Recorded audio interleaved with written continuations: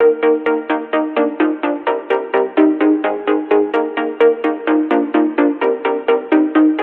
Guys हम इस video में बात करने वाले हैं प्रेजेंट कंटिन्यूअस के अंदर, जो कि हमने नेगेटिव को कवर कर लिया था पिछली वीडियो में, जो आपके स्क्रीन के सामने है।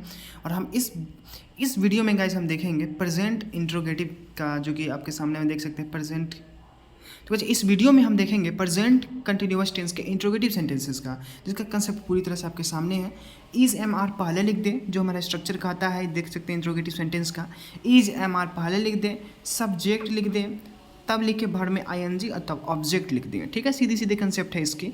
इसमें क्या होता है हिंदी सेंटेंस में कि क्या पहले आ जाता है, जो इस पर हम चर्चा करने वाले हैं अभी तुरंत। देखिए सेंटेंस में एग्जांपल देखिए कि क्या सीता गाना गा रही है। इस सेंटेंस को कवर कीजिए। सबसे पहले है लगा हुआ है लास्ट में। है का मतलब आप प्रेजेंट समझ रहे हैं आसान सी भाषा में। अब देखिए रहा रही का मतलब आप कंटिन्यूअस समझ रहे हैं। तो इस पूरे सेंटेंस को आपने कवर कर लिया आसान भाषा में, शब्दों में, कि प्रेजेंट कंटिन्यूअस टेंस का ये जो है ना पूरी वाक्य है आसान से शब्दों में। अब देखिए कि क्या पहले लगा हुआ है, तो इससे सीधा मतलब है कि ये जो हमारा बिलोंग कर रहा है किस टेंस से, किस सेंटेंस से, तो ये इंट्रोगेटिव से। ठीक है, क्या, कैसे, क्यों, कब, ये सब जब भी बातें आ जाती है तो ये हमारा बिलोंग करता है इंट्रोगेटिव सेंटेंसेस से, जिस पर चर्चा हम आगे करने वाले हैं। हो सकता है अगली वीडियो हो। देखिए ये जो हमारा क्या है, क्या के कारण हम इज एम आर पहले लगाएंगे। सीता है तो सीता के साथ हम क्या इज लगाते हैं, तो इज पहले आ गया। ठीक है, उसके बाद हमने सीता यानी कि सब्जेक्ट को लिखा। ठीक, अब वर्ड में आईएनजी दीजिए, यानी कि गा रही। गा रही का इंग्लिश होता है सिंगिंग, और गाना बीच में दे दिया है ऑब्जेक्ट में, तो ए सॉन्ग लिख देंगे, जिसकी चर्चा हम करते आ रहे हैं पिछली कई वीडियोज से। आसान शब्दों में ये हम इंग्लिश कर पाएँ। दूसरा सेंटेंस है कि क्या राम किताब पढ़ रहा है। ठीक है, आसान से शब्दों में। तो राम के साथ हम क्या लगाते हैं, इज लगाते हैं, तो इज लिख दिए और तब हम राम लिखें। जैसा हमारा यहाँ से स्ट्रक्चर भी बोल रहा है, इज एम आर में से कोई एक लगाने के बाद हम सब्जेक्ट का यूज करें। फिर हमारा क्या बोले, पढ़ रहा का मतलब रीडिंग आ गया, और उसके बाद ए बुक। ठीक है, ए बुक। राम जब भी पढ़ेगा तो एक ही किताब पढ़ेगा, एक से ज़्यादा नहीं पढ़ सकता है एक टाइम में। ठीक है, तो राम एक आदमी के लिए एक बुक की औलाद है, इसीलिए हम ए बुक का यूज़ किए हैं।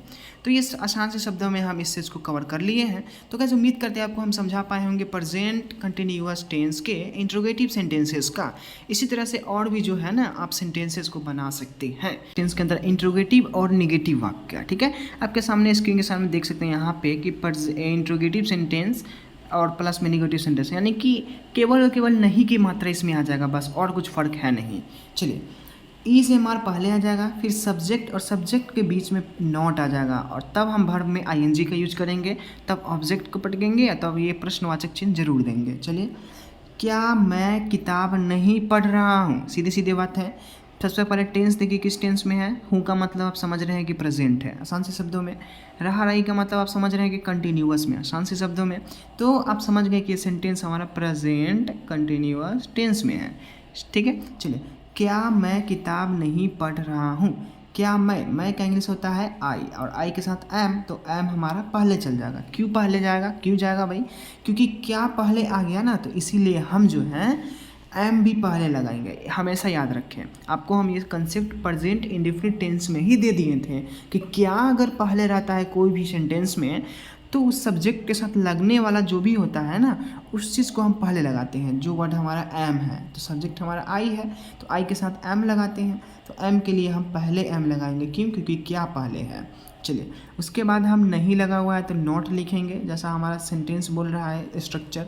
सब्जेक्ट के बाद हम नॉट लगाएंगे, तो नॉट लगा दिए।